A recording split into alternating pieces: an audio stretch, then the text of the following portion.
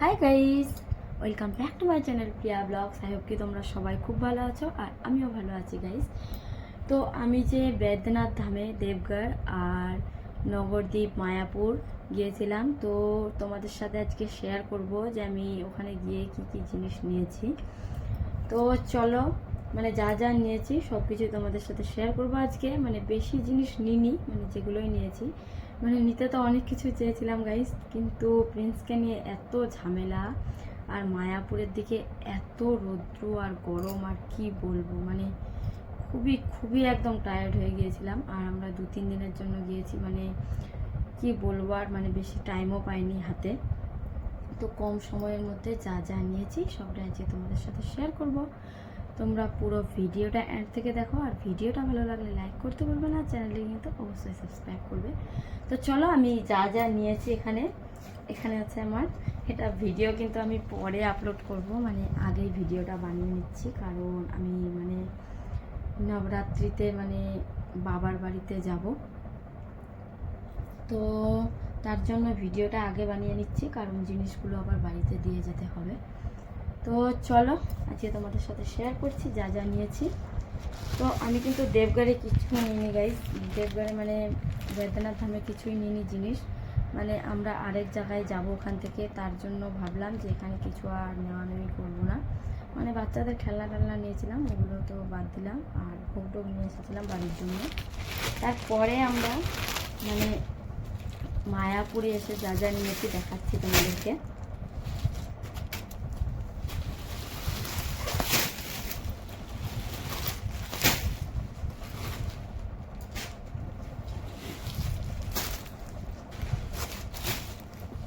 তো এই ব্যাগের মধ্যে সব কিছু রেখে দিয়েছি গাইস।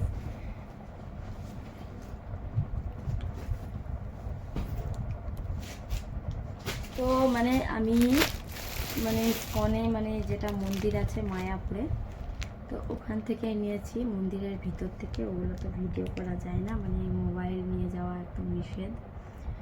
তো এগুলো জিনিস তোমাদেরকে আগে প্রথমে শেয়ার করি, যেগুলো আমি গোপাল ঠাকুরের জন্য নিয়েছি। তো দেখো, প্যাকেটে নিয়েছি। আর গোপালের জিনিসগুলো কিন্তু দারুণ গাইস, আর কি বলবো, তোমরা না দেখলে বুঝতেই পারবে না। কিন্তু মন্দিরের ভিতরে কিন্তু প্রচণ্ড দাম। এখানে আমি গিয়ে নিয়েছি ঠাকুরের জন্য জিনিস। দেখো, এখানে গোপালের ড্রেস আছে, তো দেখতে পাচ্ছ গাইস, এটা কিন্তু পুরো একদম পুঁথির। দেখো, আমাদের গোপালের সাইজে একটা সুন্দর দেখে জামা নিয়ে নিয়েছি আমি, এটা পুঁথির পুরোটাই। দেখতেই পাচ্ছ কত সুন্দর। আর ওখানে কিন্তু প্রচণ্ড দাম জিনিসের, কিন্তু জিনিসগুলো খুবই সুন্দর। এটা জামার দামটা নিয়েছিল 350 না 400 এরকমই। তোমরা কমেন্ট করে জানাবে আমাদের গোপালের ড্রেসটা কীরকম লাগছে। দেখো, আর তারপরে চুড়ি ছিল অনেকগুলো, তো তোমাদেরকে একটা খুলে দেখায়। কেউ কেউ একটা করে চুড়ি নিয়েছে, উলট পালট করা ছিল, তো খুব তাড়াতাড়ির মধ্যে আমি এগুলো চুড়ি নিয়ে নিয়েছি। দেখো, একটা তোমাদেরকে খুলে দেখায়, আর এটা। আর তারপরে যেটা গাইস, একটা মালা নিয়েছি। দেখো কত সুন্দর মালাটা। এমনি তো সোনার মালা আছে, তবুও পুঁথির মালার সাথে আমি পুঁথির মালা নিয়েছি, কত সুন্দর লাগছে দেখো। আর মন্দিরের ভিতর থেকে যা যা নিয়েছি সেগুলো আগে প্রথমে তোমাদের সাথে শেয়ার করি। তারপরে দাদারা গিয়েছিল, বলছিল তুমি একটা তুলসী মালা নাও। তো দেখো, আমি খুব ছোট্ট পুঁথি দেখে একটা নিয়েছি, কত সুন্দর। দেখো, এখানে রাধা লেখা আছে, লেখাটা। আর মালাটা কিন্তু খুবই সুন্দর।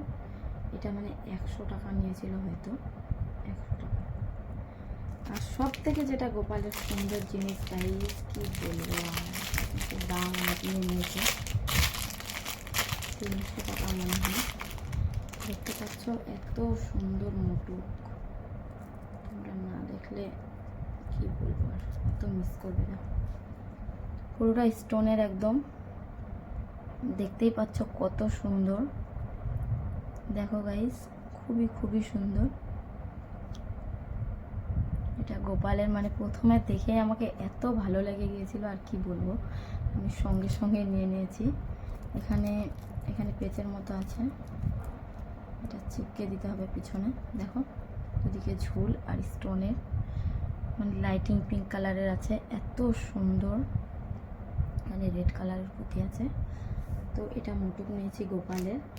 তো আমি এগুলো মানে মন্দিরের ভিতর থেকে নিয়েছি, যেগুলো মানে ব্লগে আমি ভিডিওতে দেখাতে পারিনি তোমাদেরকে, মানে যেগুলো ক্যামেরা করতে মানে ক্যামেরা করার মতো জায়গা সেখানেই করেছি।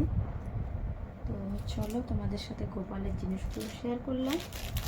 আর তারপরে মানে ইস্কন থেকে নিয়েছিলাম ভোগ, মানে আমার ব্যাগের মধ্যে এখনও আছে। এই ব্লগটা আমি বাবার বাড়ি যাবো জন্য আগে ভিডিওটা বানিয়ে নিয়েছি। এখানে ভোগ আছে, মানে এটা মায়াপুরের ভোগ।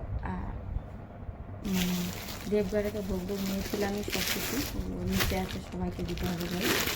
আর তারপরে মায়াপুরে নিয়েছি একটা পুজোর তামার ঘটি। দেখো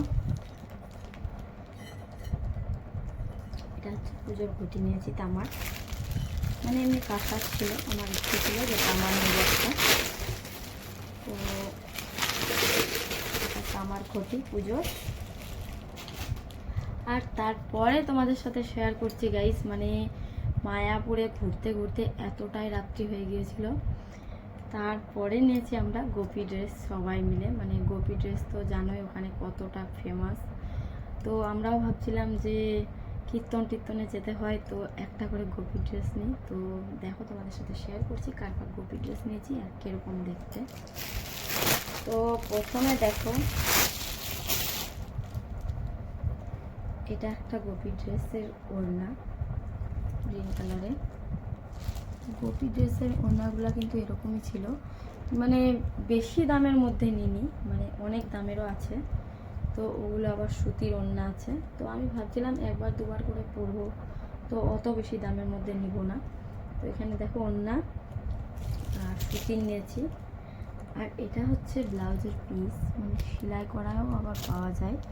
তো সেলাই করার মানে কি ঘাগরাগুলো অত সুন্দর লাগছিল না, তার জন্য আমরা এগুলো নিয়েছি, মানে ইচ্ছে মতো সেলাই করে নেব আমরা।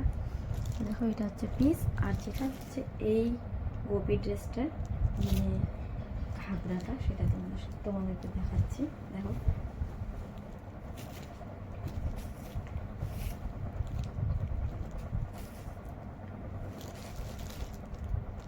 তো দেখো সামনে থেকে ডিজাইনটা সুতির একদম দারুণ, এটা পরে কিন্তু দারুণ আরাম হবে।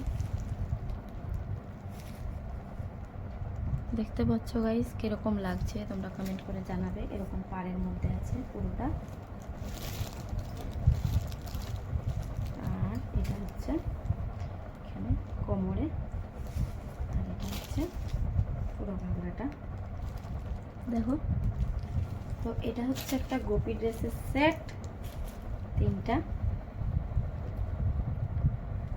আর এটা মানে এটা আমি নিজের জন্যই নিয়েছিলাম, বুঝতে পারছি না কোনটা নেব আমি।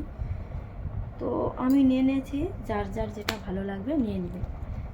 তারপরে তোমাদেরকে দেখাচ্ছি এরকমই একটা পিঙ্ক কালারের, মানে একটা দোকান থেকে আমি 3-4টে গোপী ড্রেস নিয়েছিলাম, তো একই টাইপের নিয়েছি। দেখো এটা এটা মানে কি যেরকম গ্রিন কালারেরটা দেখালাম, এটা পিঙ্কটাও সেরকমই। এটা ব্লাউজের পিস সেলাই করতে হবে। আর এটার সাথে এই ওড়নাটা,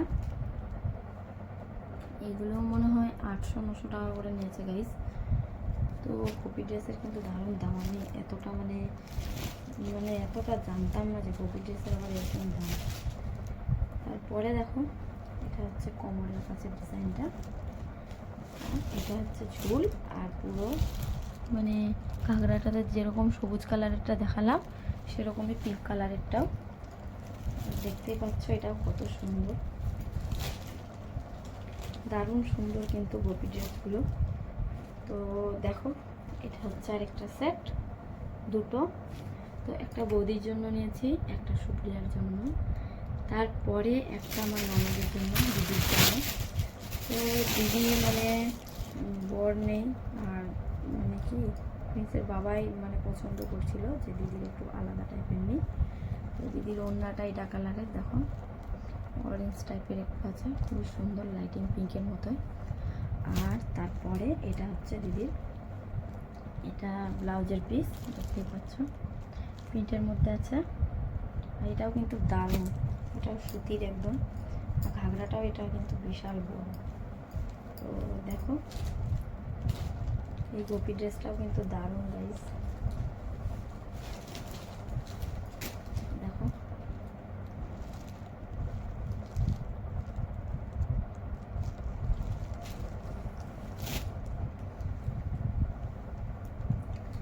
তো এটা একটা সেট হলো দিদির। আর তারপরে দিদির মানে একটা ভাস্তি আছে ছোটো, 6-7 বছরের, তো ওর জন্য নিতে বলছিল, তো ওর জন্য নিয়েছি গোপী ড্রেস। তো দেখো এটা হচ্ছে ঘাগরা, ছোট্ট বাচ্চাটা, দেখো এটা পিঙ্কের মধ্যে আছে। আর এখানে দেখো অভ্রর মতো বসানো ডিজাইন করা আছে। এটা পাটটা, এটা কোমরে। তো এগুলো সুতির। এটাও আবার কিন্তু ব্লাউজের পিস সেলাই করতে হবে সবগুলোই, যে দোকানে ঢুকেছিলাম সবগুলোই ব্লাউজের পিস সেলাই করতে হবে। এটা ওড়না গাইস, এটা হচ্ছে বাচ্চাটার মানে ড্রেস। তো এটার ব্লাউজ সেলাই করতে হবে না গাইস, এটা সেলাই করা আছে, আমি তো ভুলে গিয়েছি। দেখো এটা ব্লাউজ সেলাই করা আছে। তো পাঁচটা হলো গোপী ড্রেস। আর পরে আরেকটা দেখাচ্ছি, মানে এটা না পরে নিয়ে চলো আমরা তোমাদের সাথে শেয়ার করি। এটা কিন্তু সুতির কাপড় না মনে হয়। তো দেখো এটা হচ্ছে ব্লাউজের পিস, আমি ভাবছি যে এটাই নেব। তো এটা ব্লাউজের পিস, আর এটা অন্য সাদা, আর এটা ঘাগরাটা দেখো, এটা কিন্তু সুতির না। তো দেখো ঘাগরাটা, এটা হচ্ছে মানে নিচের পাটটা, আর এটা কোমরে। কিন্তু আরাম বেশি পরে মানে এগুলো ড্রেসই পাবে। এটার কাপড়টা একটু আলাদা টাইপের, ভালো লাগছে না কাপড়টা, কিন্তু ঘাগরাটা ভালো লাগছে, তার জন্য ভাবছি আমি এটাই নেব। তো দেখো এটা হচ্ছে একটা, আর এটার দাম কিন্তু বেশি না, এটার দাম আরও সব থেকে কম। তো এটা মনে হয় 600 না 650 এরকম নিয়েছিল।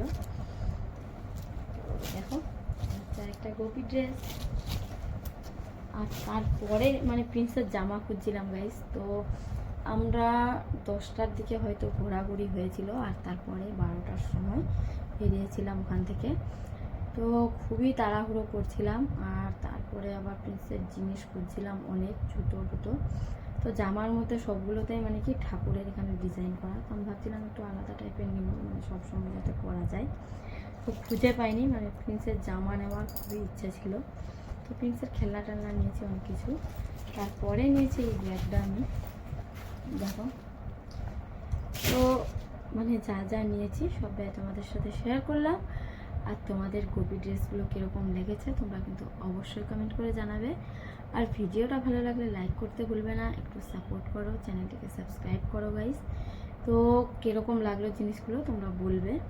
আর এগুলোই ছিল আমার মানে মায়াপুরের মানে যা যা নিয়েছি সব কিছু তোমাদের সাথে শেয়ার করলাম। তো আজকের মতো ভিডিওটা আমি এখানেই শেষ করি, আবার নেক্সট ব্লগে তোমাদের সাথে দেখা হবে। তোমরা সবাই খুব ভালো থেকো, বাই।